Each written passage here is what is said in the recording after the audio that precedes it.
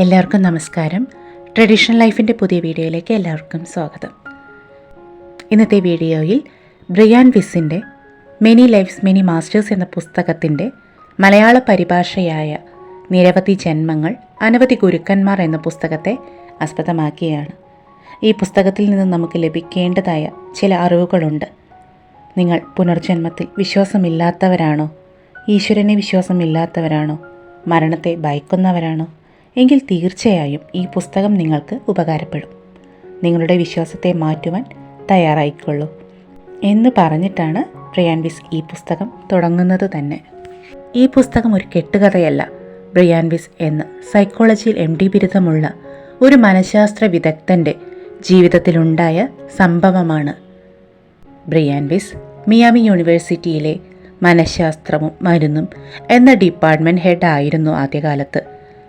ആ സമയത്താണ് ജീവശാസ്ത്ര, മനഃശാസ്ത്രവും മരുന്നുകളുടെ ദുരുപയോഗവും എന്ന വിഷയത്തിൽ അദ്ദേഹം നടത്തിയ ഗവേഷണം ദേശീയ തലത്തിൽ ശ്രദ്ധയാകർഷിക്കുന്നത്. അതിൻ്റെ ഫലമായി അസോസിയേറ്റ് പ്രൊഫസർ ഓഫ് സൈക്കാട്രി ആയി പ്രൊമോട്ട് ചെയ്തു. പിന്നീട് മിയാമി യൂണിവേഴ്സിറ്റിയിൽ മനഃശാസ്ത്ര വിഭാഗത്തിൻ്റെ തന്നെ തലവനായി.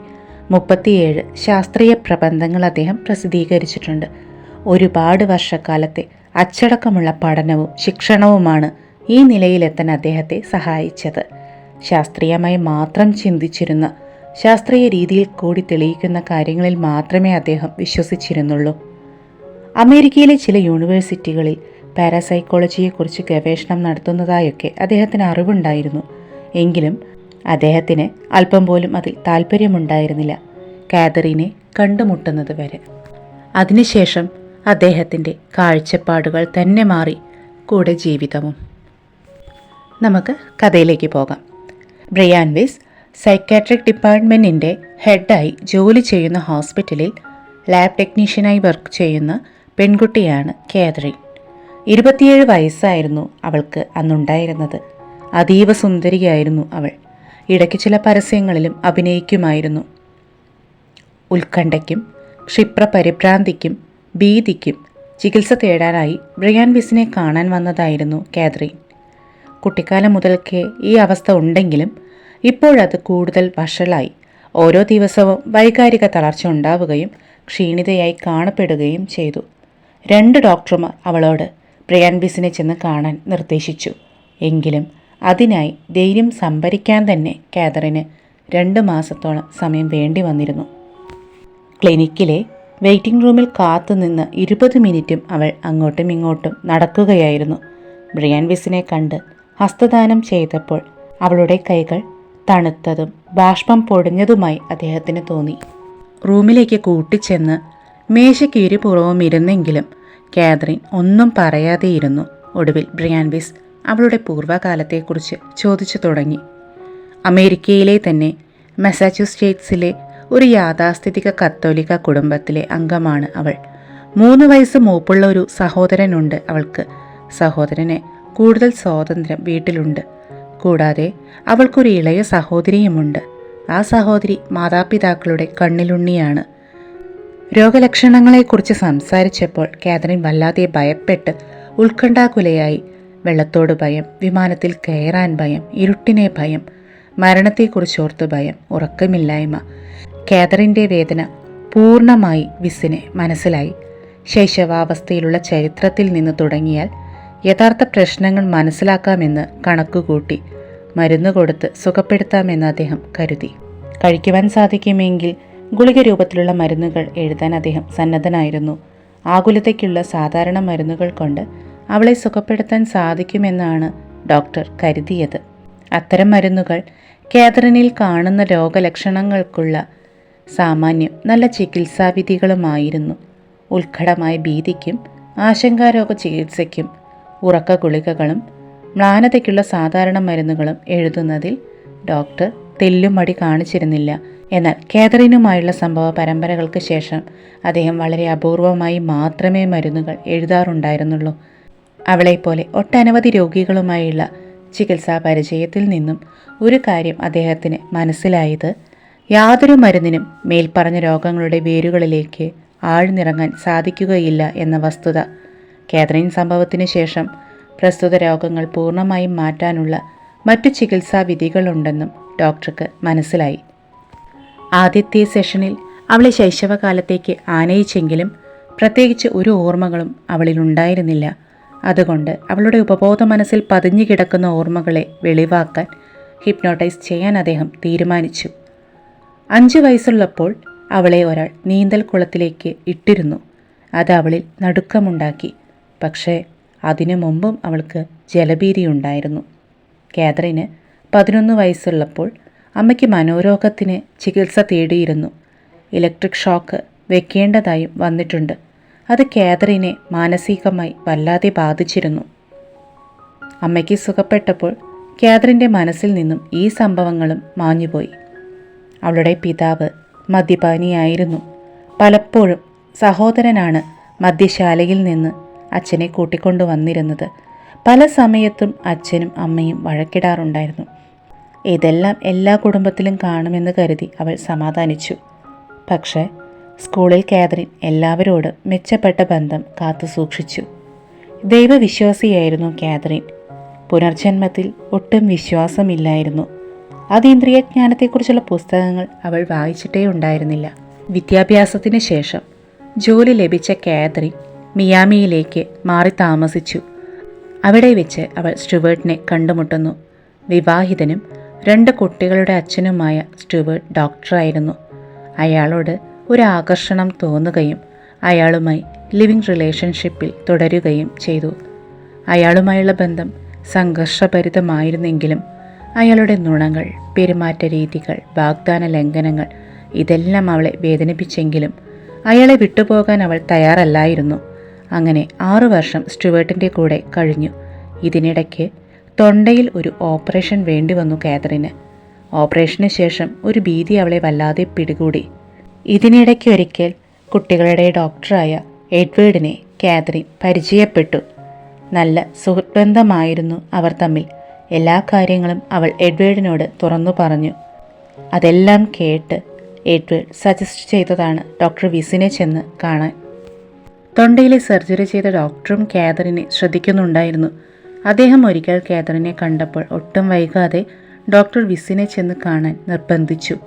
കാതറിൻ്റെ ഭയാശങ്കകൾക്കൊപ്പം ഭീതിയുളവാക്കുന്ന സ്വപ്നങ്ങളും പതിവായി. അങ്ങനെ 18 മാസത്തെ സൈക്കോതെറാപ്പി കഴിഞ്ഞു. ആഴ്ചയിൽ 1 ചിലപ്പോൾ 2 തവണ അവൾ വന്നു. അസുഖം മാറണമെന്ന് അങ്ങേയറ്റത്തെ ആഗ്രഹം അവളിലുണ്ടായിരുന്നു. കോപം നിയന്ത്രിക്കാൻ അവൾ പഠിച്ചു തുടങ്ങി. എന്നിരുന്നാലും ഇതിനേക്കാൾ പുരോഗതി വേണ്ടിയിരുന്നതായി ഡോക്ടർ വിസിന് തോന്നി. സാധാരണ രോഗികൾ ഭൂതകാല അസുഖകരമായ ഓർമ്മകൾ അയവിറക്കി തുറന്നു പറഞ്ഞു കഴിഞ്ഞാൽ അവർക്ക് മനോസുഖം ലഭിക്കുകയും തദ്വര സമാധാനം കൈവരിക്കാറുമുണ്ട്. പ്രശ്നങ്ങളെ സ്വയം മാറി നിന്ന് നോക്കിക്കാണാനുള്ള ഒരു ഉൾക്കരുത്ത് മിക്കവാറും രോഗികൾക്ക് ലഭിക്കാറുണ്ട്. പക്ഷെ കാതറിന് ഒരു പുരോഗതിയും നാളിതുവരെ ഉണ്ടായിട്ടില്ല. ഉത്കണ്ഠയും മനോഭീതിയും അവളെ എപ്പോഴും വേട്ടയാടിക്കൊണ്ടിരുന്നു. ഉള്ളിൽ നിന്ന് അടിക്കടി പൊന്തി വരുന്ന കഠോരമായ പേടി സ്വപ്നങ്ങൾക്ക് അറുതി വന്നിട്ടില്ലായിരുന്നു. അടച്ചിട്ട മുറികളെയും ഇരുട്ടിനെയും വെള്ളത്തെയും അവൾ സദാ ഭയപ്പെട്ടിരുന്നു. മുറിഞ്ഞതും തടസ്സപ്പെട്ടതുമായ നിദ്രകൾ അവൾക്ക് ഉന്മേഷം കൊടുത്തിരുന്നില്ല. അവളിൽ അസാധാരണമായി ഹൃദയത്തുടിപ്പുകൾ പ്രത്യക്ഷപ്പെട്ടു തുടങ്ങി. ശ്വാസമുട്ടി മരിക്കുമെന്ന ഭീതിയിൽ ഗുളികകൾ വിഴുങ്ങാൻ അവൾ വിസമ്മതിച്ചു. ഡോക്ടർക്ക് തോന്നി അവർ ഒരു വലിയ മതിലിനെ അഭിമുഖീകരിക്കുകയാണെന്ന്. എത്ര പ്രയത്നിച്ചാലും അതീവ പൊക്കമുള്ള ആ മതിൽ മറികടക്കാൻ സാധിക്കുകയില്ല എന്ന് തോന്നി തുടങ്ങി. എന്നാൽ നിരാശയോടൊപ്പം ഡോക്ടറുടെ മനസ്സിന് ദൃഢതയും കൈവന്നിരുന്നു. പ്രശ്നങ്ങൾ എന്തു തന്നെയായാലും കാതറിനെ രക്ഷപ്പെടുത്തുമെന്ന് അദ്ദേഹം തീരുമാനിച്ചുറച്ചു. അങ്ങനെ ഇരിക്കുമ്പോൾ അതിശയിപ്പിക്കുന്നൊരു സംഭവമുണ്ടായി. വിമാനയാത്ര ഭയപ്പെട്ടിരുന്ന കാതറിൻ 1982 വസന്തകാലത്ത് സ്റ്റുവേർട്ടുമായി ചിക്കാഗോയിൽ നടക്കുന്ന ഒരു മെഡിക്കൽ കോൺഫറൻസിൽ പങ്കെടുക്കാൻ പോയി. അവിടെ വെച്ച് അവളുടെ നിർബന്ധപ്രകാരം സ്റ്റുവേർട്ടിനെ കൂട്ടി ഈജിപ്ഷ്യൻ ആർട്ട് മ്യൂസിയത്തിൽ നടക്കുന്ന ഒരു എക്സിബിഷനിൽ കാതറിൻ സംബന്ധിച്ചു. പൗരാണിക ഈജിപ്ഷ്യൻ കരകൗശല വസ്തുക്കളെ അവൾ സദാ ഇഷ്ടപ്പെട്ടിരുന്നു. പൗരാണിക ഈജിപ്തിനെക്കുറിച്ച് കാര്യമായ അറിവൊന്നും കാതറിനില്ലായിരുന്നു. എന്നിരുന്നാലും അവിടെ നിരത്തിയിരുന്ന ചില പൗരാണിക വസ്തുക്കളും സുപരിചിതമായതുപോലെ അവൾക്ക് തോന്നി. ചില വസ്തുക്കളെക്കുറിച്ച് മ്യൂസിയം ഗൈഡ് വസ്തുതാപരമല്ലാത്ത പരാമർശങ്ങൾ നടത്തിയപ്പോൾ കാതറിൻ ഇടപെട്ട് അയാളെ തിരുത്തി. ആ തിരുത്തലുകളെല്ലാം ശരിയായി വരികയും ചെയ്തിരുന്നു. ഗൈഡ് അത്ഭുതപ്പെട്ടു പോയി, ഒപ്പം കാതറിനും. അവൾ ഇതെല്ലാം എങ്ങനെ അറിഞ്ഞു എന്ന സ്വാഭാവികമായ ചോദ്യം ഉയർന്നു. ഉത്തമ വിശ്വാസത്തോടെ പരസ്യമായി അങ്ങനെ തിരുത്താൻ കാതറിന് എങ്ങനെ സാധിച്ചു? ഡോക്ടറിൽ ഉയർന്നു വന്ന ചോദ്യം അതായിരുന്നു. ഒരുപക്ഷെ ശൈശവകാലത്തെ ഓർമ്മകൾ പുറത്തു വന്നതാകാം എന്ന് ഡോക്ടർ കരുതി. പിന്നീട്, അതായത് രണ്ടാമത്തെ സെഷനിൽ പങ്കെടുക്കാൻ ഡോക്ടറുടെ അടുത്ത് വന്നപ്പോൾ ചിക്കാഗോയിൽ നടന്നതെല്ലാം കാതറിൻ ഡോക്ടറിനോട് പറഞ്ഞു. യഥാർത്ഥത്തിൽ ചിക്കാഗോ സംഭവത്തിന് ശേഷം മാത്രമാണ് ശരിയായ രീതിയിൽ ഹിപ്നോട്ടിക് തെറാപ്പിക്ക് കാതറിൻ സമ്മതിച്ചത്. വളരെ നാളുകളായി മറന്നുകിടന്ന സംഭവങ്ങൾ ഓർമ്മിച്ചെടുക്കാൻ ഹിപ്നോട്ടിക് പ്രക്രിയ നല്ലതാണ്. അതീവമായി മനസ്സ് ശ്രദ്ധ കേന്ദ്രീകരിക്കുന്ന ഒരു പ്രക്രിയ മാത്രമാണ് ഹിപ്നോസിസ്. തത്സമയം ശ്രദ്ധ കേന്ദ്രീകരിച്ചുകൊണ്ട് സുഖമായി ശയിക്കുമ്പോൾ രോഗിക്ക് വളരെ ശാന്തത അനുഭവപ്പെടുന്നു. അതോടൊപ്പം അഗാധതയിൽ നിന്ന് ഓർമ്മകൾ സ്വയം വിടരുന്നു. ഡോക്ടർ വിസ് നൂറുകണക്കിന് ആൾക്കാരെ ഈ രീതിയിൽ ചികിത്സിച്ചിട്ടുണ്ട്. ഉൾഭയത്തെയും അനുപേക്ഷണീയമല്ലാത്ത സ്വഭാവ രീതികളെയും അതുവഴി മാറ്റിയെടുത്തിട്ടുമുണ്ട്. കൂടാതെ മറവിയുടെ അഗാധതയിൽ മുങ്ങിപ്പോയ സംഭവങ്ങളെ ഓർമ്മിച്ചെടുക്കാൻ അദ്ദേഹത്തിന് സാധിച്ചിട്ടുണ്ട്. 2-3 വയസ്സിൽ സംഭവിച്ചു മറന്ന ദുഃഖകരമായ ഓർമ്മകൾ ഓർത്തെടുത്ത് പുനർവിചിന്തനം നടത്തി രോഗികളുടെ മാനസിക വേദനയെ മാറ്റിക്കൊടുത്തിട്ടുമുണ്ട്. ഡോക്ടർ വിസ് കാതറിനെ ഒരു ചാരുകസേരയിലേക്ക് ആനയിച്ചു. കണ്ണുകൾ പാതി അടച്ചുകൊണ്ട് അവളുടെ ശ്വാസോച്ഛ്വാസം മെല്ലെ ശ്രദ്ധിക്കാനായി നിർദ്ദേശിച്ചു. ഓരോ നിശ്വാസത്തിലും അവളുടെ ഉള്ളിലെ പിരിമുറുക്കം സാവധാനം പുറത്തു വന്നുകൊണ്ടിരുന്നു. ഓരോ ശ്വാസത്തിൽ കൂടിയും കൂടുതൽ ആശ്വാസം അവൾ അനുഭവിക്കുകയും ചെയ്തു. ഏതാനും മിനിറ്റുകൾക്ക് ശേഷം ശരീരത്തിലെ പേശികൾക്കെല്ലാം അയവ് വരുന്നതായി വിചാരിക്കാൻ നിർദ്ദേശിച്ചു. കുറെ കഴിഞ്ഞപ്പോൾ അവളുടെ ശരീരം മുഴുവൻ ആ ചാരുകസേരയിൽ കിടന്ന് പൂർണ്ണ വിശ്രമം കൊണ്ടു. അതിനുശേഷം പടിപടിയായി അവളുടെ പൂർവ്വകാല ജീവിതത്തിൻ്റെ സ്മരണകളിലേക്ക് തിരിച്ചു പോകാൻ ഡോക്ടർ വിസ് മെല്ലെ നിർദ്ദേശിച്ചു. ഗഹനമായ ആ അവസ്ഥയിൽ ഡോക്ടറുടെ ചോദ്യങ്ങൾക്കെല്ലാം വ്യക്തമായ മറുപടി നൽകാൻ കാതറിന് കഴിഞ്ഞിരുന്നു. 6 വയസ്സുള്ളപ്പോൾ ഒരു ദന്ത ഡോക്ടറുടെ അടുത്ത് പോയപ്പോഴുണ്ടായ വേദനാജനകമായ അനുഭവം അവൾ വിവരിച്ചു. 5 വയസ്സുള്ളപ്പോൾ നീന്തൽക്കുളത്തിൽ വെച്ചുണ്ടായ ഭീതിജനകമായ സംഭവം വ്യക്തമായി വിവരിച്ചു. അവിചാരിതമായി ഡൈവിംഗ് ബോർഡിൽ നിന്നും ആരോ അവളെ ഉന്തി താഴേക്കിട്ടപ്പോൾ വെള്ളം കുടിക്കുകയും ശ്വാസം മുട്ടുകയും ചെയ്തിരുന്നു. ശ്വാസം മുട്ടൽ അതേ തീവ്രതയോടുകൂടി ഹിപ്നോനിദ്രയിൽ കിടക്കുമ്പോഴും അവൾ ആവർത്തിച്ചു. അപ്പോൾ ഡോക്ടർ ഇടപെട്ടു. പ്രസ്തുത സംഭവം കഴിഞ്ഞു പോയിരിക്കുന്നുവെന്നും കാതറിൻ വെള്ളത്തിൽ നിന്നും കര കയറിയിരിക്കുന്നു എന്നും അവളെ ഉദ്ബോധിപ്പിച്ചു. ആ മാത്രയിൽ തന്നെ ശ്വാസമുട്ടൽ മാറുകയും അവൾ സാധാരണ രീതിയിൽ ശ്വസിക്കുകയും ചെയ്തു. എന്നാൽ 3-ാം വയസ്സിൽ ഏറ്റവും കഠിനമായ ഒരു അനുഭവം അവൾക്കുണ്ടായി. ഇരുളടഞ്ഞ ഒരു മുറിയിൽ ഉണർന്നിരിക്കുന്നതായി ഓർത്തു. അവളുടെ പിതാവ് ഇതേ മുറിയിലുള്ളതായി അവൾക്ക് തോന്നി. അയാൾ പൂർണ്ണമായും മദ്യപിച്ചിരുന്നു. അയാൾ അവളുടെ ശരീരത്തിൽ തെറ്റായ രീതിയിൽ സ്പർശിച്ചു. ഭയന്ന് വിറച്ചുകൊണ്ട് അവൾ ഉറക്കെ കരഞ്ഞു. ബലിഷ്ഠങ്ങളായ കരങ്ങൾ അവളുടെ വായ് മൂടിക്കെട്ടി. അവൾക്ക് ശ്വസിക്കാൻ സാധിച്ചിരുന്നില്ല. ഡോക്ടർ വിസിൻ്റെ ഓഫീസിലെ ചാരു കസേരയിൽ കിടന്ന് ആ പെൺകുട്ടി നെഞ്ചുപൊട്ടി കരഞ്ഞുകൊണ്ടിരുന്നു. അവൾ ഹിപ്നോട്ടിക് നിദ്രയിലായിരുന്നു. അങ്ങനെ പൂട്ടിൻ്റെ താക്കോൽ ഡോക്ടറിന് ലഭ്യമായി എന്ന് തോന്നി. ഡോക്ടറിന് വേണ്ട വിവരങ്ങൾ കിട്ടിയെന്നും അദ്ദേഹം കരുതി. അവളുടെ പ്രശ്നങ്ങൾ പരിഹരിക്കപ്പെടും എന്ന് അദ്ദേഹത്തിന് ഉറപ്പു തോന്നി.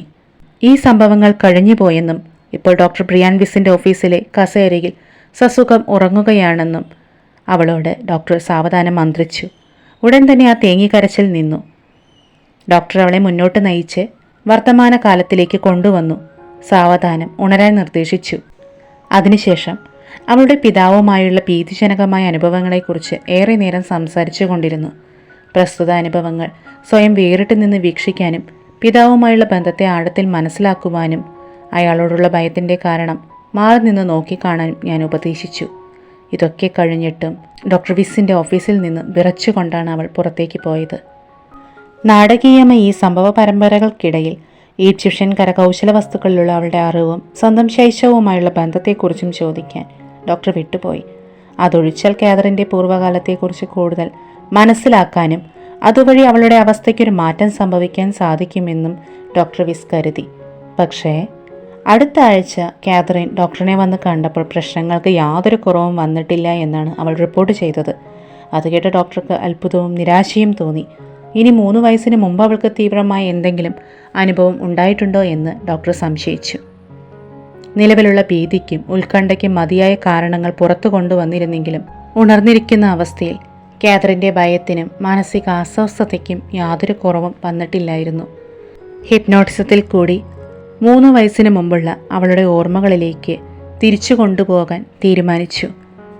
ഹിപ്നോനിദ്രയിൽ കാതറിൻ ഡോക്ടറിനോട് സ്വകാര്യതയോടുകൂടിയാണ് മന്ത്രിച്ചത്.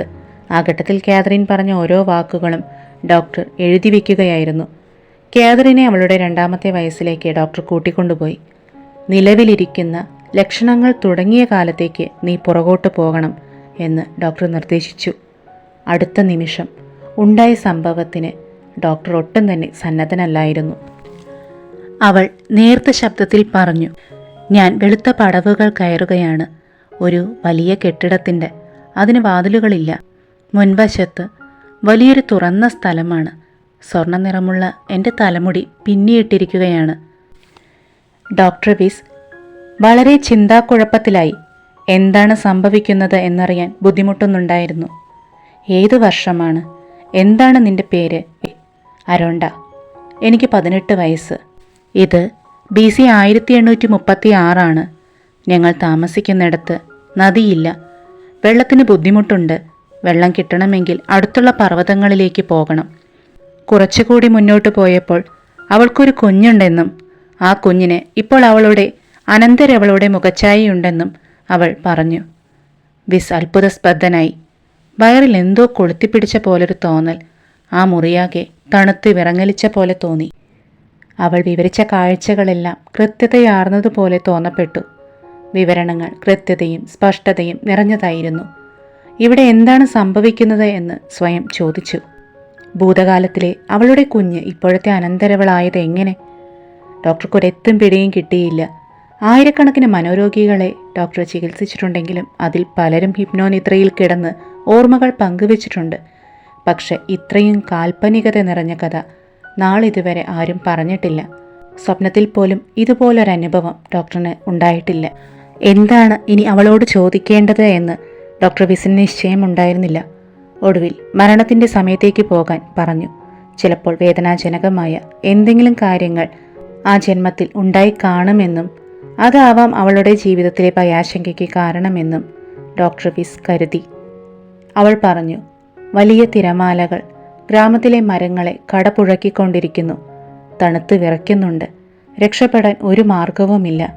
കുഞ്ഞിനെ ചേർത്ത് പിടിച്ചിട്ടുണ്ട്. ഞാൻ മുങ്ങിക്കൊണ്ടിരിക്കുകയാണ്. കുഞ്ഞ് എൻ്റെ കയ്യിൽ നിന്നും വേർപെട്ടു. കാതറിൻ കിതച്ചുകൊണ്ട് പറഞ്ഞു. പക്ഷെ പെട്ടെന്ന് അവളുടെ കിതപ്പ് നിന്നു. ആശ്വാസം തോന്നി. ശ്വാസം സാധാരണഗതിയിലായി തീർന്നു. അവൾ തുടർന്നു പറഞ്ഞു, ഞാനിപ്പോൾ മേഘങ്ങളെ കാണുന്നു. കുഞ്ഞ് എൻ്റെ കയ്യിലുണ്ട്. ഒപ്പം ഗ്രാമത്തിലെ കുറേ ആളുകളെയും കാണാം. എൻ്റെ സഹോദരനും കൂടെയുണ്ട്. നീ മരിച്ചോ? അതിനുശേഷമുള്ള വിശ്രമത്തിലാണോ നീ? ഇങ്ങനെ ചോദിക്കാൻ കാരണം ഡോക്ടർ വിസിൻ്റെ മുന്നിൽ അവളിത അഗാധ നിദ്രയിൽ കിടക്കുകയാണ്. എന്തു പറയാനാണ്? പൂർവ്വജന്മമോ പുനർജന്മമോ? എന്താണിതെല്ലാം? ഡോക്ടറിൻ്റെ ഉള്ളിൽ ഇതൊന്നും അവളുടെ കെട്ടുകഥയല്ലെന്ന് പറയുന്നുണ്ടായിരുന്നു. അവളുടെ വികാരങ്ങളും മുഖഭാവങ്ങളും ഓരോ ചെറിയ കാര്യങ്ങളുടെയും കൃത്യതയാർന്ന വിവരണങ്ങളും എല്ലാം ബോധമനസ്സിൽ നിന്നും വന്നതായിരുന്നില്ല. പിന്നീട് ഡോക്ടർ ചെയ്തത് രോഗം നിർണയിക്കാൻ ശ്രമിക്കുകയായിരുന്നു. ഒടുവിൽ അവളൊരു മനോരോഗിയല്ല എന്ന നിഗമനത്തിൽ അയാളെത്തി. കാരണം അവൾക്ക് കൃത്യതയുണ്ടായിരുന്നു. വിഘടിച്ച വ്യക്തിത്വമല്ലാതെ ഒരേ ഒരു കാതറിൻ എന്ന തോന്നൽ അവളിൽ ആഴത്തിലുണ്ട്. യാദൃച്ഛികമായാണെങ്കിലും ഓർമ്മയെയാണ് ഡോക്ടർ ഉണർത്തിയത്. ഇനി അടുത്തതായി എന്താണ് ചെയ്യേണ്ടതെന്ന പരിശീലനം അദ്ദേഹത്തിന് ലഭിച്ചിട്ടുമുണ്ടായിരുന്നില്ല. മനസ്സിൽ 2 തരം ചിന്തകളുണ്ടായി. ശാസ്ത്രബോധം എതിർത്തെങ്കിലും കൺമുമ്പിൽ കണ്ട കാര്യം തിരസ്കരിക്കാൻ കഴിയാതെയും വന്നു. തുടർന്നു പോകൂ എന്ന് അദ്ദേഹം അവൾക്ക് നിർദ്ദേശം നൽകി. അവൾ തുടർന്നു. എൻ്റെ വസ്ത്രം കറുപ്പാണ്. എൻ്റെ മുടിയും കറുപ്പാണ്. അതിൽ നരയുണ്ട്. ഞാൻ സ്പെയിനിലാണ്. പേര് ലൂസിയ. ഇപ്പോൾ വർഷം 1756 56 വയസ്സുണ്ടിപ്പോൾ എനിക്ക്. എനിക്ക് അസുഖമാണ്. ഇവിടെയുള്ള പലർക്കും അസുഖമുണ്ട്. ജലത്തിൽ നിന്നും പകർന്ന അസുഖമാണ്. ഒരുപാട് പേർ അതിനാൽ മരിച്ചിരുന്നു, മരിക്കുന്നുമുണ്ട്. മടിച്ച് അവളൊരു അഭിസാരിണിയാണെന്നും പറഞ്ഞു. ഡോക്ടറിന് അതൊരു പുതിയ അറിവായിരുന്നു. ഹിപ്നോട്ടിക് നിദ്രയിലും ഉണർന്നു വന്ന ഓർമ്മകൾ ചിലത് മറിക്കാൻ രോഗികൾക്ക് സാധിക്കുമെന്ന കാര്യം. അനന്തരവൾ അവളുടെ ഒരു ജന്മത്തിൽ മകളായിരുന്നു എന്നതോർത്ത് ഡോക്ടർ ബിസ് ചോദിച്ചു, എന്നെ ഏതെങ്കിലും ജന്മത്തിൽ നീ കണ്ടിട്ടുണ്ടോ? അവൾ തലയാട്ടി. ഉണ്ട്, എൻ്റെ അധ്യാപകനായിരുന്നു താങ്കൾ. പ്രായമായ ബുദ്ധിയുള്ള ഒരാളാണ് അങ്ങ്. ആ സെഷന് ശേഷം അവൾ തിരിച്ചുപോയി. അവളുടെ സംസാരം റെക്കോർഡ് ചെയ്ത ടേപ്പുകൾ നിരന്തരം കേട്ട് വിശകലനം ചെയ്തു വരികയായിരുന്നു ഡോക്ടർ. പുനർജന്മത്തിലും കൂടുവിട്ട് കൂടുമാറൽ എന്നിവയിലൊന്നും ഒട്ടും തന്നെ ഡോക്ടർ ബ്രിയാന് വിശ്വാസമുണ്ടായിരുന്നില്ല. ഉള്ളിൽ യുക്തി മാത്രമാണ് ഉണ്ടായിരുന്നത്. ഈ പരിശോധന എനിക്ക് സ്വാഭാവികവും എന്നാൽ ശാസ്ത്രീയവുമായിരുന്നു. ഒരു സാധാരണ തെറാപ്പി സെഷനിൽ വരുന്ന എല്ലാ വിവരണങ്ങളും ഡോക്ടറുടെ ശാസ്ത്രീയ മനസ്സിൻ്റെ വിശകലനത്തിൽ നിന്നും മാറി നിന്നിട്ടില്ല. പക്ഷേ ഈ സെഷൻ ഒരു അസാധാരണ സെഷൻ ആയിരുന്നല്ലോ. കൂടാതെ മരണത്തിന് ശേഷമുള്ള ജീവിതത്തെക്കുറിച്ചും ഡോക്ടർക്ക് യാതൊരു വിശ്വാസവുമില്ലായിരുന്നു. പുനർജന്മം, കൂടുവിട്ട് കൂടുമാറൽ എന്നീ പ്രതിഭാസങ്ങളിലും ഡോക്ടർ അശേഷം വിശ്വസിക്കുന്നുമില്ലായിരുന്നു. ഡോക്ടറിൽ യുക്തി മാത്രമാണ് സദാ നിഴലിച്ചു നിന്നിരുന്നത്. കാതറിൻ പറഞ്ഞതെല്ലാം സാങ്കല്പികമാണെന്നാണ് ഡോക്ടർക്ക് ആദ്യം തോന്നിയത്. മാത്രമല്ല അത് തെളിയിക്കുവാൻ സാധിക്കുകയുമില്ല. എന്നിരുന്നാലും ഒരു തുറന്ന മനസ്സ് ഈ കാര്യത്തിലുണ്ടായിരിക്കണം എന്ന് തീരുമാനിച്ചു. അവളുടെ ഓർമ്മകൾ സാങ്കല്പികമാകാൻ ഇടയില്ല എന്ന് ഡോക്ടറുടെ ഉള്ളിൽ നിന്നൊരു ശബ്ദം ഉണ്ടായിക്കൊണ്ടിരുന്നു. കണ്ണുകൊണ്ടോ മറ്റെന്തെങ്കിലും പഞ്ചേന്ദ്രിയങ്ങൾ കൊണ്ടോ മനസ്സിലാക്കാവുന്നതിനേക്കാൾ ഉപരി എന്തെങ്കിലും ഉണ്ടാകുമെന്ന് ഡോക്ടറുടെ മനസ്സ് മന്ത്രിച്ചു. എന്തായാലും ഡോക്ടറായിട്ട് ഇനി അവളെ ഹിപ്നോസിസിനെ വിളിക്കുന്നില്ലെന്ന് ഡോക്ടർ തീരുമാനിച്ചു. ഒരാഴ്ച കഴിഞ്ഞ് കാതറിൻ വീണ്ടും വന്നപ്പോൾ സന്തോഷവതിയായിരുന്നു. മുങ്ങിമരണത്തെക്കുറിച്ചുള്ള അവളുടെ പേടി അശേഷം മാറി എന്നവൾ പറഞ്ഞു. ഇതിനിടയ്ക്ക് ഡോക്ടർ ബ്രിയാനെ പറ്റി പരാമർശിക്കുന്നുണ്ട്. ഒരു നല്ല കുടുംബത്തിൽ 4 മക്കളിൽ മൂത്തയാളായിരുന്നു അദ്ദേഹം. അച്ഛനും അമ്മയും മക്കൾക്ക് ആവോളം സ്നേഹം നൽകി. വളരെ നന്നായി പഠിച്ച് ജോലി നേടി കുടുംബത്തിൻ്റെ ഉത്തരവാദിത്തം ഏറ്റെടുക്കണമെന്ന അതിയായ ആഗ്രഹം ബ്രിയാനുണ്ടായിരുന്നു. പഠിത്തം കഴിഞ്ഞ സമയത്തായിരുന്നു കരോളിനെ കണ്ടെത്തിയത്. തമ്മിൽ ഇഷ്ടമാവുകയും വിവാഹിതരാവുകയും ചെയ്തു. യുക്തിപരമായി ചിന്തിക്കണമെന്നും വൈകാരികതയില്ലാതെ പ്രവർത്തിക്കണമെന്നും ബ്രിയാൻ വിശ്വസിച്ചിരുന്നു. ശാസ്ത്രീയ പ്രബന്ധങ്ങൾ അനവധി അവതരിപ്പിച്ചു. സ്വന്തം ഫീൽഡിൽ ഡിമാൻഡുള്ള ആളായി ബ്രിയാൻ മാറി. നിർബന്ധിത ബുദ്ധിക്കാരനായി വഴങ്ങാത്ത ഒരാളും തീവ്ര സ്വഭാവമുള്ളവനും ആയിരുന്നു. അദ്ദേഹത്തിൻ്റെ ഓഫീസിൽ കടന്നുവരുന്ന ഏതൊരു വ്യക്തിയെയും ചികിത്സിക്കാൻ താൻ പ്രാപ്തനാണ് എന്നൊരു തോന്നലും അദ്ദേഹത്തിന് ഉണ്ടായിരുന്നു. അപ്പോഴാണ് കാതറിൻ്റെ വരവ്. അരോണ്ടയാണ്, ലൂസിയയാണ് എന്നൊക്കെ പറഞ്ഞ് ഇതെല്ലാം ഓർത്തെടുത്ത ഡോക്ടർ ബ്രിയാൻ കാതറിനെ വീണ്ടും ഹിപ്നോസിസിന് വിധേയയാക്കി. കാതറിൻ ഹിപ്നോനിദ്രയിൽ പറഞ്ഞു, ഞാൻ അരോണ്ടയാണ്. ഞാനിപ്പോൾ രാജകൊട്ടാരത്തിലാണ്. ഇവിടെ രാജമാത മരിച്ചിരിക്കുകയാണ്. ഞാനൊരു സേവകയാണ്. ഇവിടെ ആരെങ്കിലും മരിച്ചാൽ ഉപ്പിലിട്ട് വയ്ക്കാറുണ്ട്. ഈജിപ്തുകാരുടെ രീതികളെക്കുറിച്ചാണ് അവൾ പറഞ്ഞത്. കുറേ നേരം മിണ്ടാതിരുന്ന ശേഷം അവൾ വേറൊരു പൂർവ്വജന്മത്തിലെത്തി. അന്നേരം അവൾ പറഞ്ഞു, ഞാനും എൻ്റെ പിതാവും വളരെ സന്തോഷമായി ഇരിക്കുകയാണ്. അത് എഡ്വേർഡാണ്, അതായത് ഈ ജന്മത്തിലെ അവളുടെ സുഹൃത്തായ ഡോക്ടർ. അദ്ദേഹത്തിന് താങ്കളെ അറിയാം. നിങ്ങൾ സംസാരിക്കുന്നുണ്ട്. എന്നോട് പറയുന്നു നീ അദ്ദേഹം പറയുന്നത് ചെവിക്കൊള്ളണമെന്ന്. ഡോക്ടർ അവളെ മരണസമയത്തേക്ക് കൊണ്ടുപോയി. വൃദ്ധയായി മരണാസന്നിയായി കിടക്കുകയായിരുന്നു അവൾ. മകൾ അടുത്തുണ്ട്. മരിച്ച ശേഷം അവളുടെ ആത്മാവ് ശരീരത്തിന് മുകളിലൂടെ ഒഴുകി നടക്കുന്നു എന്നവൾ വെളിപ്പെടുത്തി. പിന്നീടെന്ത് സംഭവിച്ചു എന്ന് ചോദിച്ചപ്പോൾ അവൾ മൗനം പാലിച്ചു. ഡോക്ടർ ആ സെഷൻ നിർത്താൻ തീരുമാനിച്ചു. അവളെ മെല്ലെ ഉണർത്തി. പല പ്രഗത്ഭരായ മനഃശാസ്ത്രജ്ഞരും അവരുടെ പഠനങ്ങളിൽ മരണാസന്നരായ രോഗികൾ ഇതുപോലെ ശരീരം വിട്ട് മുകളിലേക്ക് ഉയർന്ന് പറന്നു നടക്കുക എന്ന അനുഭവം പങ്കിട്ടിട്ടുണ്ട്. പിന്നീട് അവർ ശരീരത്തിലേക്ക് വലിക്കപ്പെട്ടതായും അവർക്ക് തോന്നിയിട്ടുണ്ട് എന്ന് പ്രതിപാദിച്ചിട്ടുണ്ട്. പുനർജന്മത്തെക്കുറിച്ച് അനേകം പ്രഗത്ഭരായ ശാസ്ത്രജ്ഞന്മാരുടെ ശാസ്ത്രീയ പ്രബന്ധങ്ങൾ അന്വേഷിച്ച് ഡോക്ടർ വീസ് അനേകം ലൈബ്രറികളിൽ കയറിയിറങ്ങി. അതിന് ഫലമുണ്ടായി. അതിൽ ഡോക്ടർ സ്റ്റീഫൻസൺ 2000 കുട്ടികൾക്കുണ്ടായ പുനർജന്മ ഓർമ്മകളെ വിസ്തരിച്ച് എഴുതിയിട്ടുണ്ട്. അവരിൽ ചിലർ നാളിതുവരെ പഠിക്കാത്തതും യാതൊരു ബന്ധമില്ലാത്തതുമായ മറുനാടൻ ഭാഷകൾ സംസാരിക്കുമായിരുന്നു. വായിക്കുന്തോറും കൂടുതൽ വായിക്കാൻ ആഗ്രഹമുണ്ടായിക്കൊണ്ടേയിരുന്നു.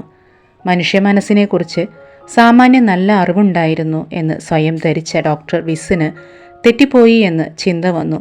മനസ്സിൻ്റെ വിവിധ തലങ്ങളെക്കുറിച്ച് ഉണ്ടായിരുന്ന അറിവ് ഒട്ടും തന്നെ അഗാധമായിരുന്നില്ല എന്ന് തിരിച്ചറിഞ്ഞു. ഇത്തരം പുസ്തകങ്ങൾ എഴുതിയതെല്ലാം ശാസ്ത്രജ്ഞന്മാരും ഭിഷഗ്വരന്മാരുമായിരുന്നു. ഇനി ഇവരെല്ലാം തന്നെ കബളിപ്പിക്കപ്പെട്ടിട്ടുണ്ടാവുമോ എന്ന് പോലും ഡോക്ടർ വിസിന് തോന്നി. കാരണം അദ്ദേഹത്തിന് ഇപ്പോഴും വിശ്വസിക്കാനാവില്ലായിരുന്നു, നേരിൽ കണ്ടതാണെങ്കിൽ പോലും. ഇതുവരെ ഉണ്ടായ എല്ലാ അനുഭവങ്ങളും ഡോക്ടറിനെയും കാതറിനെയും മെച്ചപ്പെടുത്തി. കാതറിൻ വൈകാരികമായി ഏറെ മെച്ചപ്പെട്ടു. ഡോക്ടർ വിസിനായിരുന്നെങ്കിൽ മനുഷ്യ മനസ്സിനെക്കുറിച്ചുള്ള അറിവ് കൂടുതൽ വർദ്ധിച്ചു. അനേക വർഷത്തെ ഭയത്തിൽ നിന്നും കാതറിൻ മോചിതയായി. സത്യമായാലും മിഥ്യയായാലും അത്തരം ഓർമ്മകൾ കൊണ്ട് കാതറിൻ്റെ ഈ മാറ്റത്തിൽ ഒരു ഡോക്ടർ എന്ന നിലയിൽ അദ്ദേഹം സന്തോഷിച്ചു. വീണ്ടും ഹിപ്നോട്ടിസം തുടർന്നു. ഇത്തവണ കാതറിൻ ഒരു ആൺകുട്ടിയായിരുന്നു. നെതർലാൻഡിലെ കിറുസ്ഥാനിൽ 1473 ആയിരുന്നു വർഷം. പേര് ജോഹൻ എന്നായിരുന്നു. കടലിലേക്ക് തള്ളി നിൽക്കുന്ന ഭൂമിയിലുള്ള തുറമുഖത്താണ് അവൻ നിൽക്കുന്നത്. അമ്മ അടുത്തുള്ള കുടിലിൽ ഭക്ഷണം പാകം ചെയ്യുകയാണ്. കടലിനടുത്ത് ഒരു ഗോപുരമുണ്ട്, അതിന് പാറാവുകാരമുണ്ട്. ഇതൊക്കെ കാതറിൻ വിവരിച്ചു. ഡോക്ടർ അവളെ, അതായത് ജോഹന്റെ മരണസമയത്തേക്ക് ഓർമ്മകളെ കൊണ്ടുവരാൻ പറഞ്ഞു. കാരണം ഇനി അതാവുമോ അവളുടെ ഈ വർത്തമാനകാലത്തെ ഭയത്തിന് കാരണം എന്ന് അറിയാനായി. ഇനിയിപ്പോൾ അവൾ പറഞ്ഞത് സത്യമോ അസത്യമോ ആയാലും അവളുടെ ഉള്ളിൽ പതിഞ്ഞ ഇത്തരം കാര്യങ്ങൾ അവളെ അസ്വസ്ഥതയാക്കിയേക്കാമെന്ന് ഡോക്ടർക്ക് തോന്നി. അക്കൂട്ടത്തിൽ ഡോക്ടർ ബ്രയാൻവിസ് ഓർക്കുന്നു, കുട്ടികൾക്ക് പല രീതിയിലും മാനസികാസ്വാസ്ഥ്യം വന്നുപെടാം. മാതാപിതാക്കളുടെ രൂക്ഷവും ക്രോധവും നിറഞ്ഞ വാക്കുകൾ, ഭയപ്പെടുത്തുന്ന സംസാരങ്ങൾ, വിമർശനങ്ങൾ, ഇതെല്ലാം ഒരു കുട്ടിയിൽ മാനസിക ക്ഷതം ഉണ്ടാക്കാം. ശരീരത്തിൽ ഏൽക്കുന്ന മുറിവ് പോലെ തന്നെ അല്ലെങ്കിൽ അതിനേക്കാൾ ആഴത്തിലാകാവുന്നതാണ് ഇത്തരം മനോക്ഷതങ്ങൾ. ഇങ്ങനെയുള്ള മനോനാശങ്ങൾ, അതായത് അടിക്കടിയുണ്ടാവുന്ന മനസ്സിനേൽക്കുന്ന മുറിവുകൾ ദൈനംദിന ജീവിതത്തിൻ്റെ ഭാഗമായാൽ അതിൻ്റെ സ്വാധീനം പ്രത്യേകമായി ഓർമ്മിച്ചെടുക്കാനും പുറത്തു കൊണ്ടുവരാനും ബുദ്ധിമുട്ടായിരിക്കും. നിരന്തരം വിമർശനത്തിന് വിധേയനായ ഒരു കുട്ടിയുടെ അഭിമാനബോധം ഏതെങ്കിലും ഒരു സമയത്തുണ്ടാവുന്ന മാനഹാനിയേക്കാൾ വലുതായിരിക്കും. ഇത്തരം അഭിമാന നഷ്ടങ്ങളും മനോക്ഷതങ്ങളുമെല്ലാം മാനസിക രോഗങ്ങൾക്ക് വഴിവെച്ചേക്കാം. ഒറ്റപ്പെട്ട രൂക്ഷമായ ഒരു സംഭവത്തിൽ നിന്നുണ്ടായേക്കാവുന്ന പ്രതിവിചാരങ്ങൾ ബാഷ്പീകരിച്ച് കളയുന്നത് പോലെ പരമപ്രധാനമാണ് ഒരു കുട്ടിയുടെ ദൈനംദിന ജീവിതത്തിലുണ്ടാകുന്ന മാനസിക സംഘർഷങ്ങൾ ഉന്മൂലനം ചെയ്യുന്നത് എന്ന് ഡോക്ടർ ഈ സെഷനിലൂടെ മനസ്സിലാക്കുകയും ചെയ്തു. കാതറിൻ സംസാരിച്ചു തുടങ്ങിയിരിക്കുന്നു. ഇവിടെ കുറേ ബോട്ടുകളുണ്ട്. ഞങ്ങളുടെ കയ്യിൽ തുഴകളും കൂടെ അമ്പും വില്ലും കുന്തങ്ങളും ഒക്കെ. ഭയങ്കരമായൊരു നാറ്റം എല്ലായിടവുമുണ്ട്. എൻ്റെ കൂടെയുള്ളവർ മറ്റുള്ളവരെ കൊന്നുകൊണ്ടിരിക്കുകയാണ്. എൻ്റെ കയ്യിൽ കടാരയുണ്ടെങ്കിലും എനിക്ക് ആരെയും കൊല്ലാൻ മനസ്സ് വരുന്നില്ല. പെട്ടെന്ന് എൻ്റെ കണ്ടത്തിലൊരു വേദന. ഒരാൾ എൻ്റെ കണ്ടം ഛേദിച്ചു. ഞാൻ തിരിഞ്ഞു നോക്കി. ആ മുഖം എനിക്ക് പരിചയമുണ്ട്. സ്റ്റുവേർട്ടാണത്, നിലവിൽ കാതറിൻ്റെ ഭർത്താവ്. അസഹ്യമായ വേദനയോടെ അവൾ പറഞ്ഞു നിർത്തി. 21 വയസ്സായിരുന്നു ജോഹൻ മരിക്കുമ്പോൾ. മൃതശരീരത്തിന് മുകളിലായി ജോഹൻ പൊങ്ങിക്കിടന്നു. താഴെ കിടക്കുന്ന ശരീരം സ്വയം നോക്കിക്കണ്ടു. അവൻ ആകാശത്തേക്ക് പോയിക്കൊണ്ടിരുന്നു. ഇളം ചൂടുള്ള ഒരു സ്ഥലത്തേക്ക് അവൻ കയറി. വീണ്ടും ഒരു പുനർജന്മം. ആരോ സഹായിക്കുന്നു. വീണ്ടും ഞാൻ പുനർജനിക്കുന്നു. സൂര്യപ്രകാശത്തിലേക്ക് തിരിച്ചു വരുന്നു. അമ്മ എന്നെ എടുക്കുന്നു. അമ്മയുടെ തലമുടി കറുപ്പാണ്. അതെ, എൻ്റെ ഇപ്പോഴത്തെ അമ്മ തന്നെയാണ് അത്. ഓർമ്മയിൽ തെളിയുന്ന ഓരോരുത്തരും വർത്തമാനകാലത്തെ ആളുകളുമായി സാദൃശ്യമുണ്ടോ എന്ന് പരിശോധിക്കണമെന്ന് ഡോക്ടർ അവളോട് ഈ സെഷൻ തുടങ്ങുന്നതിന് മുമ്പ് നിർദ്ദേശിച്ചിരുന്നു. കാരണം ഡോക്ടർ വായിച്ച പുനർജന്മ സിദ്ധാന്തപ്രകാരം എല്ലാ എഴുത്തുകാരും ഒരു കാര്യം പറഞ്ഞിരുന്നു: ആത്മാക്കൾ കൂട്ടമായും തുടർച്ചയായും പുനർജനിക്കുന്ന പതിവ് ഉണ്ട്. അങ്ങോട്ടും ഇങ്ങോട്ടുമുള്ള കർമ്മങ്ങൾ അനുഭവിച്ച് തീർക്കാനായി പല ജന്മങ്ങളും എടുക്കാറുണ്ട് ആത്മാക്കൾ. പുറം ലോകമറിയാതെ എൻ്റെ ഓഫീസിൽ നടന്നുകൊണ്ടിരിക്കുന്ന അത്ഭുതകരമായ ഈ നാടകത്തിലെ വസ്തുതകളെ ബോധ്യപ്പെടുത്തണമെന്ന് ഡോക്ടർ തീരുമാനിച്ചു. കാതറിൻ്റെ വാക്കുകളെ ശാസ്ത്രീയമായി അവലോകനം ചെയ്യാൻ ഉറച്ചു. അതിനായി കഴിഞ്ഞ 15 കൊല്ലങ്ങളിലെ ഡോക്ടർ പരിചയിച്ച പഴക്കവും തഴക്കവുമുള്ള ശാസ്ത്രീയ രീതികൾ അവലംബിക്കാൻ ഉറച്ചു.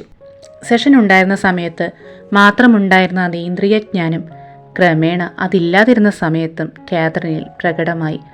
ഡോക്ടർ ചോദിക്കാൻ ഉദ്ദേശിക്കുന്ന ചോദ്യങ്ങൾ ഇതാണെന്ന് മുൻകൂട്ടി പറയുക, ചില സംഭവങ്ങൾ മുൻകൂട്ടി കാണുക, ആളുകളെ മനസ്സിലാക്കുക തുടങ്ങി. കാതറിൻ്റെ പിതാവ് ഒരിക്കൽ ക്ലിനിക്കിൽ വന്നു. കാതറിൻ്റെ ഇപ്പോഴത്തെ അവസ്ഥകൾ വിവരിച്ച കൂട്ടത്തിൽ അതീന്ദ്രിയ ജ്ഞാനത്തെക്കുറിച്ചും പറഞ്ഞപ്പോൾ അയാൾ വിശ്വസിച്ചില്ല. സത്യം തെളിയിക്കാൻ കാതറിൻ അദ്ദേഹത്തെ കൂട്ടി ഒരു കുതിരപ്പന്തയത്തിൽ മൈതാനിയിലെത്തി. വിജയിക്കാൻ സാധ്യതയുള്ള 5 ടിക്കറ്റ് എടുത്തു. ഫലം വന്നപ്പോൾ ജയിച്ചത് ഈ 5 ടിക്കറ്റായിരുന്നു. പിതാവ് അമ്പരന്നു. സമ്മാനത്തുക അവൾ ഉടൻ തന്നെ ആദ്യം കണ്ട പാവപ്പെട്ട ഒരാൾക്ക് ദാനം നൽകി.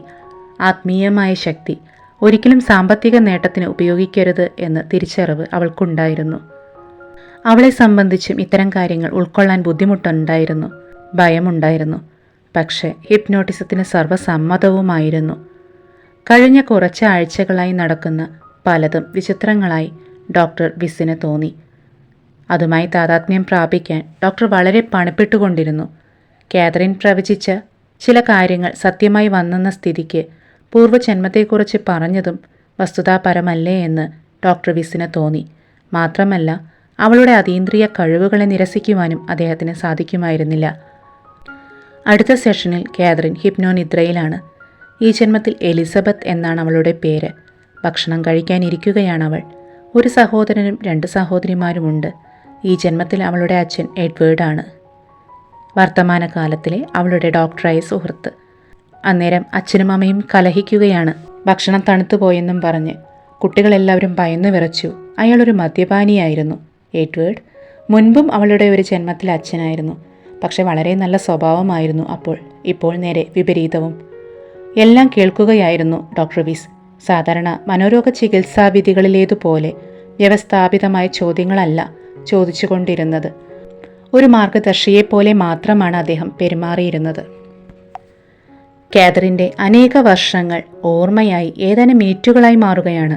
വളരെ വേഗത്തിൽ ഓടിക്കൊണ്ടിരിക്കുന്നൊരു വാഹനത്തിൽ ഇരുന്നു കൊണ്ട് പുറത്തെ ജനക്കൂട്ടത്തിലെ ആളുകളുടെ മുഖം തിരിച്ചറിയാൻ ശ്രമിക്കുന്നത് പോലെയായിരുന്നു കാതറിനുമായുള്ള സെഷൻ. ഡോക്ടർ വിസ് കാതറിനോട് മുൻപോട്ട് പോകാൻ ആവശ്യപ്പെട്ടു. എലിസബത്തായ കാതറിൻ പറഞ്ഞു, ഞാനിപ്പോൾ വിവാഹിതയാണ്. എൻ്റെ ഭർത്താവ് എന്നെ ഒരുപാട് സ്നേഹിക്കുന്നുണ്ട്. അദ്ദേഹത്തെ തിരിച്ചറിയാൻ പറ്റുന്നില്ല എന്ന് വെച്ചാൽ വർത്തമാനകാലത്ത് കാതറിൻ ആ വ്യക്തിയെ കണ്ടിട്ടില്ല. ഞങ്ങൾക്ക് നിലവിൽ കുട്ടികളൊന്നുമില്ല. ഈ സ്ഥലം റെനിങ്ടൺ ആണെന്നും എലിസബത്ത് പറഞ്ഞു. അടുത്തതായി അവൾ കുറച്ചു കഴിഞ്ഞ് പറഞ്ഞത്, എനിക്ക് 2 കുട്ടികളുണ്ടെന്നും മുതിർന്നയാളുടെ വിവാഹത്തിൽ സംബന്ധിക്കാൻ പോവുകയാണെന്നും അതിനായി ഒരു ഗോപുരത്തിനടുത്തേക്ക് നടന്നു ചെന്നു. പക്ഷെ അന്നേരം തലയിലൊരു ക്ഷതമുണ്ടായ വേദന അനുഭവപ്പെട്ടു. പടികളിൽ കൂടി താഴേക്ക് വീണു. പക്ഷെ കുഴപ്പമൊന്നും പറ്റിയില്ല. പിന്നീട് വൃദ്ധയായി സ്വന്തം വീട്ടിലെ കിടക്കയിൽ കിടന്ന് എലിസബത്ത് മരിച്ചു.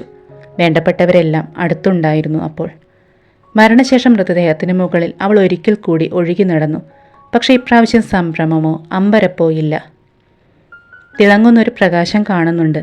അത് സന്തോഷദായകമാണ്. ആ ജ്യോതിയിൽ നിന്ന് ഊർജം ലഭിക്കുന്നുണ്ട്. അവൾ മരണശേഷമുള്ള വിശ്രമത്തിലായിരുന്നു. കുറച്ചുനേരം നിശബ്ദതയിൽ കടന്നുപോയി. പെട്ടെന്ന് ഉച്ചത്തിൽ അവൾ പ്രകാരം പറയാൻ തുടങ്ങി, അറിവിൽ കൂടി ദൈവതുല്യരായി മാറുക എന്നതാണ് നമ്മുടെ ലക്ഷ്യം. നമ്മുടെ നിലവിലുള്ള അറിവുകൾ പരിമിതമാണ്. താങ്കൾ എൻ്റെ അധ്യാപകനാവാനാണ് ഇവിടെ വന്നത്. എനിക്ക് വളരെയധികം അപ്പോൾ വിശ്രമിക്കാം. അതിനുശേഷം തിരിച്ചു വന്ന് മറ്റുള്ളവരെ സഹായിക്കാനുമാവും.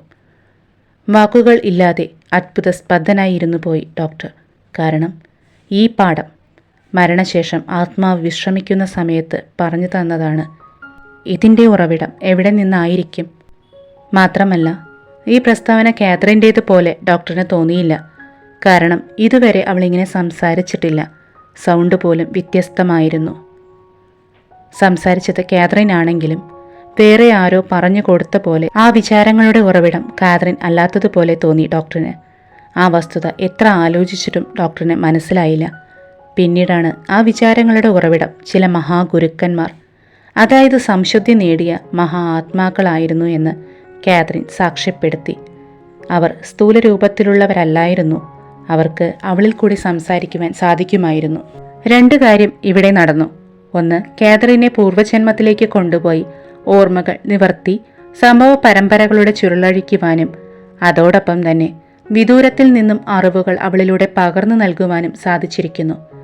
എത്രമാത്രം സുന്ദരമായ അറിവുകളാണിത്! വസ്തുനിഷ്ഠനായ ഒരു ശാസ്ത്രജ്ഞൻ്റെ ചിന്താഗതി നിലനിർത്താൻ ഡോക്ടർ നന്നെ പണിപ്പെട്ടു. Doctor Raymond Moody, doctor Elizabeth റോസിൻ്റെയോ പുസ്തകങ്ങൾ കാതറിൻ വായിച്ചിട്ടുണ്ടായിരുന്നില്ല എന്നും അതിൽ മരണാസന്നരായ വ്യക്തികളുടെ അനുഭവ കഥകൾ വിസ്തരിച്ച് എഴുതിയുമിരുന്നു.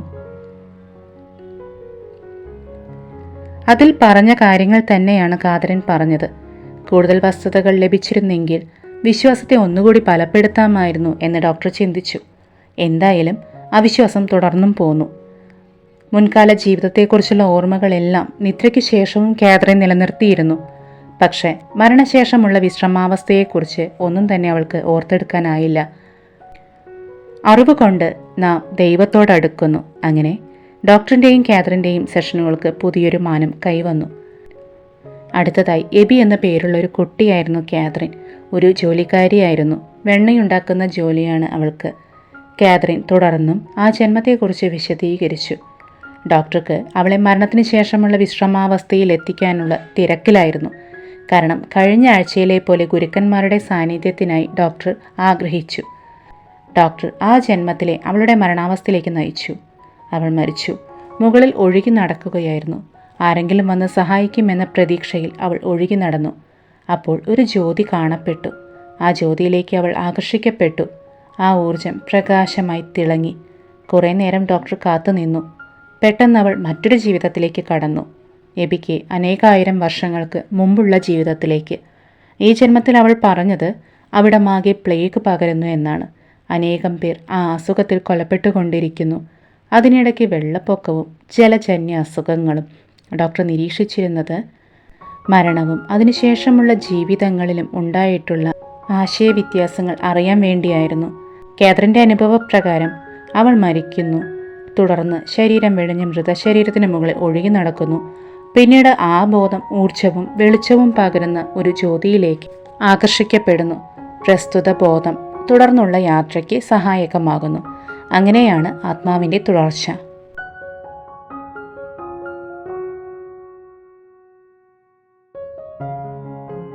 തൈലത്തിൽ ശരീരം സൂക്ഷിക്കുന്ന പ്രക്രിയയോ സംസ്കാരത്തിന് ശേഷമുള്ള ചടങ്ങുകളോ വ്യത്യസ്തമായ മറ്റെന്തെങ്കിലും മരണാന്തര ക്രിയകൾക്കോ യാതൊരു പ്രസക്തിയും അവിടെ ഇല്ലായിരുന്നു. യാതൊരുവിധ തയ്യാറെടുപ്പും കൂടാതെ സ്വയം പ്രേരിതമായി സംഭവിക്കുന്ന ഒരു പ്രക്രിയയായാണ് ആത്മാവിൻ്റെ യാത്ര ചിത്രീകരിക്കപ്പെട്ടത്. തുറന്നു കിടക്കുന്ന ഒരു വാതിലിൽ കൂടി കയറിപ്പോകുന്നത് പോലെ ലളിതമായിരുന്നു അത്. വരണ്ട ശൂന്യമായ ഒരു ഭൂപ്രദേശമാണിത്. കാതറിൻ തുടർന്നു. എൻ്റെ ഒരു സഹോദരനും മരണപ്പെട്ടു. എൻ്റെ അസുഖത്തിന് കുറവുണ്ട്, പക്ഷെ വേദന നിലനിൽക്കുന്നു. എന്നാൽ അവൾ അധികം നാൾ തുടർന്ന് ജീവിച്ചിരുന്നില്ല. അവളുടെ മരണത്തെ തടയാൻ സാധിച്ചിരുന്നില്ല. ഇത്തവണയും മരണശേഷം അവൾ ശരീരത്തിൻ്റെ മുകളിൽ ഒഴുകി നടന്നു. ഒരു പ്രകാശത്തോട് ആകൃഷ്ടയായി അവൾ ആരെയോ പ്രതീക്ഷിച്ച് അവിടെ നിലനിൽക്കുന്നു. അവളുടെ ശിരസ് പതിയെ മറ്റൊരു വശത്തേക്ക് തിരിഞ്ഞുകൊണ്ടിരുന്നു. ഏതോ ഒരു കാഴ്ചയ്ക്ക് വേണ്ടി തിരിയുന്നത് പോലെ. അവരെന്നോട് പറയുന്നു, അനേകം ദൈവങ്ങളുണ്ടെന്ന്. നമ്മൾ ഓരോരുത്തരിലും അന്തർലീനമാണത്രേ. ആ ശബ്ദം ഡോക്ടർ ഉടൻ തിരിച്ചറിഞ്ഞു. മരണശേഷമുള്ള വിശ്രമാവസ്ഥയിൽ നിന്നും വരുന്ന ആത്മീയ ശബ്ദമാണത്. അടുത്ത നിമിഷങ്ങളിൽ അവൾ പറഞ്ഞത് കേട്ട് ഡോക്ടറുടെ ശ്വാസം നിലച്ചുപോയി. വായു മുഴുവൻ പുറത്തേക്ക് തള്ളപ്പെട്ടു. നിങ്ങളുടെ പിതാവ് ഇവിടെയുണ്ട്. അതോടൊപ്പം ഒരു കൊച്ചുകുട്ടിയായ നിങ്ങളുടെ മകനുമുണ്ട്. പിതാവ് പറയുന്നു, നിങ്ങൾ അദ്ദേഹത്തെ തിരിച്ചറിയുമെന്ന്. കാരണം അദ്ദേഹത്തിൻ്റെ പേര് ആവ്രോം എന്നാണ്. നിങ്ങളുടെ മകളുടെ പേരും അതുതന്നെയാണ്. ഹൃദയാഘാതമായിരുന്നു പിതാവിൻ്റെ മരണകാരണം. നിങ്ങളുടെ മകൻ്റെ ഹൃദയം ഒരു കോഴിക്കുഞ്ഞിൻ്റേതുപോലെയായിരുന്നു. പുറകോട്ട് തിരിഞ്ഞിരുന്നു ആ ഹൃദയം. സ്നേഹം കൊണ്ട് അവൻ നിങ്ങൾക്കായി ഒരു വലിയ പരിത്യാഗം ചെയ്തിരിക്കുന്നു. അവൻ്റെ ആത്മാവ് വളരെ പുരോഗതി കൈവരിച്ചിട്ടുണ്ട്. ശൈശവത്തിലുള്ള അവൻ്റെ മരണം മാതാപിതാക്കളുടെ കടങ്ങൾ വീട്ടിയിരിക്കുന്നു. വേറൊരു കാര്യം കൂടി അവൻ നിങ്ങൾക്ക് കാട്ടിത്തന്നു. മരുന്നുകൾക്ക് ഒരു പരിധിവരെ മാത്രമേ നിങ്ങൾക്ക് പോകാൻ കഴിയൂ എന്ന വസ്തുത. കാതറിൻ സംസാരം നിർത്തി. മൂകനായി അത്ഭുത പരതന്ത്രനായി ഡോക്ടർ അവളുടെ മുന്നിൽ ഇരുന്നുപോയി. ആ മുറി വളരെ തണുത്തതായി അനുഭവപ്പെട്ടു. ഡോക്ടറുടെ വ്യക്തിപരമായ ഒരു കാര്യവും കാതറിന് അറിവില്ലായിരുന്നു. ഡോക്ടറുടെ കുടുംബചരിത്രം ഒന്നും തന്നെ കാതറിൻ അറിഞ്ഞിട്ടില്ലായിരുന്നു. കേവലം 23 ദിവസം മാത്രം പ്രായമുള്ളപ്പോൾ ഡോക്ടറുടെ ആദ്യത്തെ കുഞ്ഞ് ആഡം എന്ന ആൺകുട്ടി മരിച്ചു പോയിരുന്നു. ഈ സംഭവം ഡോക്ടറുടെ ജീവിതത്തിലെ ഏറ്റവും വലിയ ദുരന്തമായിരുന്നു. ആശുപത്രിയിൽ നിന്ന് വീട്ടിൽ കൊണ്ടുവന്ന ശേഷം 10 ദിവസത്തിനകം ശ്വാസകോശ രോഗം പിടിപെട്ട് ഡോക്ടറുടെ കുഞ്ഞ് ഛർദ്ദിക്കുവാൻ തുടങ്ങി. അപൂർവത്തിൽ അപൂർവമായ ഒരു ജനനം. ഓപ്പൺ ഹാർട്ട് സർജറി നടത്തിയിരുന്നെങ്കിലും ആഡമിനെ രക്ഷിക്കാനായില്ല. പിന്നീട് ഒരു വർഷത്തിന് ശേഷമാണ് ഒരു ആൺകുട്ടി ജനിച്ചത്, ജോർദാൻ. ജോർദാനിൽ കൂടി എല്ലാ സന്തോഷവും അവർ വീണ്ടും കൊണ്ടുവരികയായിരുന്നു. അതുപോലെ 61 വയസ്സിലാണ് പിതാവിന് കനത്ത ഹൃദയാഘാതമുണ്ടായത്. അതുവരേക്കും അദ്ദേഹം സമ്പൂർണ്ണ ആരോഗ്യവാനായിരുന്നു. അദ്ദേഹത്തിൻ്റെ മരണശേഷം 4 മാസം കഴിഞ്ഞ് അവർക്കൊരു പെൺകുഞ്ഞ് ജനിച്ചു. ആ പെൺകുട്ടിക്ക് ആവ്രോം എന്ന അച്ഛൻ്റെ പേര് തന്നെയാണ് അവർ ഇട്ടത്. അങ്ങനെ ഡോക്ടറുടെ ഓഫീസിൽ ഡോക്ടറുടെ ജീവിതത്തിലെ ശോകമൂകമായ സത്യങ്ങൾ ഒരു അപരിചിതയിൽ കൂടി ഒഴുകി വന്നു. ഡോക്ടർ ഒരു ആത്മീയ കടലിൽ നീന്തി തുടിക്കുകയായിരുന്നു. സഹജമായ ലാളിത്യമുള്ള ഈ ലാബ് ടെക്നീഷ്യൻ അതീന്ദ്രിയ ജ്ഞാനത്തിൻ്റെ ഒരു വാഹിനിയായി മാറിയിരിക്കുന്നു. ഇവൾക്ക് ഇനിയും പല സത്യങ്ങളും വെളിപ്പെടുത്താൻ കഴിയുമല്ലോ. ഡോക്ടർ ഉദ്യോഗഭരിതനായി തീർന്നു. ആരാണവിടെ? ആരാണ് ഈ കാര്യങ്ങളെല്ലാം പറഞ്ഞു തരുന്നത്? ഡോക്ടർ ചോദിച്ചു. ഗുരുക്കന്മാർ, അവൾ മന്ത്രിച്ചു. യജമാനന്മാരായ ഗുരുക്കന്മാരാണവർ. അവരാണ് എന്നോട് ഇതെല്ലാം പറയുന്നത്. ഞാൻ 86 തവണ ജീവിക്കുകയും മരിക്കുകയും ചെയ്യുകയുണ്ടായെന്ന് അവരെന്നോട് പറഞ്ഞു തന്നു. കാതറിൻ്റെ ശ്വാസോച്ഛ്വാസം മന്ദഗതിയിലാവുകയും ശിരസിൻ്റെ വശങ്ങളിലേക്കുള്ള ചലനങ്ങൾ നിലയ്ക്കുകയും ചെയ്തു. അവൾ വിശ്രമിക്കുകയായിരുന്നു. ഡോക്ടർക്ക് അവൾ തുടരണമെന്നുണ്ടായിരുന്നു. പക്ഷേ അവൾ പറഞ്ഞ കാര്യങ്ങൾ ഡോക്ടറെ പുറകോട്ട് വലിച്ചുകൊണ്ടിരുന്നു.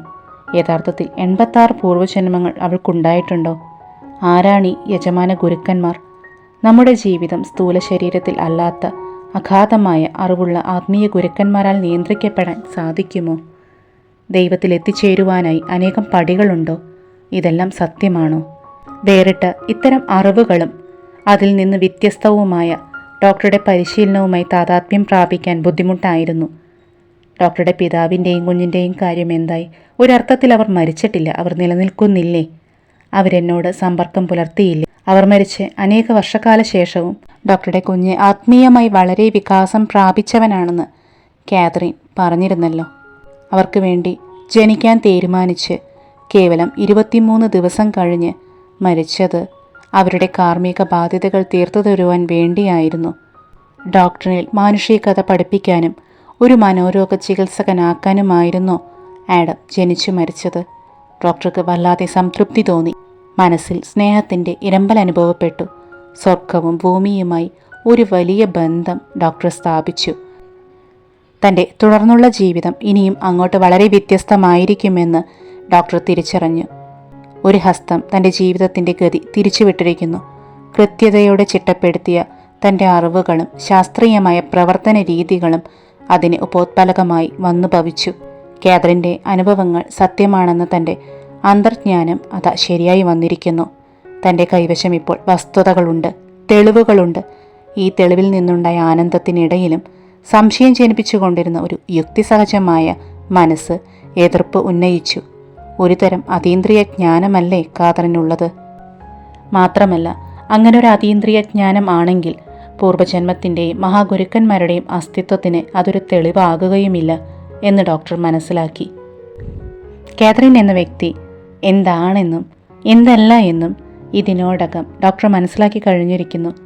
ഇനിയും ഡോക്ടറുടെ മനസ്സിൻ്റേതായ യുക്തിസഹജതയ്ക്ക് തന്നെ കബളിപ്പിക്കാനാവില്ലെന്നും കൈവശമുള്ള തെളിവുകൾ വളരെ ശക്തവും എല്ലാ സംശയങ്ങളെയും കീഴടക്കുന്നതുമാണെന്നും അദ്ദേഹം അനുഭവിച്ചത് യാഥാർത്ഥ്യമാണെന്നും ഡോക്ടർ വിസ് തിരിച്ചറിഞ്ഞു. ഡോക്ടർ ബ്രിയാൻ വിസിന് ആന്തരികമായി ഉദ്ദേശദാർഢ്യത, തൃപ്തി, പ്രത്യാശ, ആനന്ദം എന്നീ അപൂർവ സ്ഥിതിവിശേഷങ്ങൾ ഉണ്ടായി തുടങ്ങി. ഒരു മനഃശാസ്ത്രജ്ഞനായ ഡോക്ടർ എന്ന നിലയ്ക്ക് കൂടുതൽ ശാന്തനും ക്ഷമയുള്ളവനുമായി മാറി. മരണഭയം ഡോക്ടറിൽ നിന്ന് വിട്ടുമാറി. മരണാനന്തരമുള്ള നിലനിൽപ്പില്ലാത്ത ഒരവസ്ഥയെക്കുറിച്ചുള്ള ഡോക്ടറുടെ എല്ലാ മ്ലാനതകളും ഇല്ലാതെയായി. ഡോക്ടറുടെ വേണ്ടപ്പെട്ടവരുടെ വേർപാടിനെക്കുറിച്ച് ഉണ്ടായിരുന്ന ഉത്കണ്ഠ തീർത്തും മാറിപ്പോയി. സാധനങ്ങൾ വാങ്ങിക്കൂട്ടൽ, കൂടുതൽ പ്രസരിപ്പിനുള്ള ശ്രമം, ഇവയെല്ലാം തന്നെ മരണഭയത്തിൽ നിന്നുള്ള രക്ഷപ്പെടലാണ്. മരണഭയം മൂലം നാം നമ്മുടെ ജീവിതത്തിൻ്റെ യഥാർത്ഥ ഉദ്ദേശം മറന്നു പോകുന്നു. ആത്മാവിൻ്റെ വിദ്യാലയമല്ലേ ഈ ജീവിതം? ആദ്യം കാതറിൻ്റെ പുനർജന്മത്തെക്കുറിച്ച് അറിഞ്ഞ് നടുങ്ങിയ ഡോക്ടർ ബ്രയാൻ വീസ് മരണശേഷം ശരീരത്തിന് മുകളിൽ പറന്നു നടക്കുന്ന ആത്മാവിനെക്കുറിച്ചും പിന്നീട് അതൊരു വെളിച്ചത്തിലേക്ക് പ്രവേശിക്കുകയും അതിൽ നിന്ന് ഊർജം ലഭിക്കുന്നു എന്നുമുള്ള വിവരണങ്ങൾ കേൾക്കുന്നു. തുടർന്ന് കുറച്ച് സമയങ്ങളിലെ വിശ്രമാവസ്ഥയ്ക്ക് ശേഷം പുനർജന്മങ്ങളിലേക്ക് പ്രവേശിക്കുന്നുവെന്നും മനസ്സിലാക്കുന്നു. ഇത്തരം വിശ്രമാവസ്ഥകളിൽ മഹാഗുരുക്കന്മാർ കാതറിനിലൂടെ ഡോക്ടർ വിസിന് നൽകുന്ന സന്ദേശങ്ങളാണ് ഇതുവരെയുള്ള ഉള്ളടക്കം.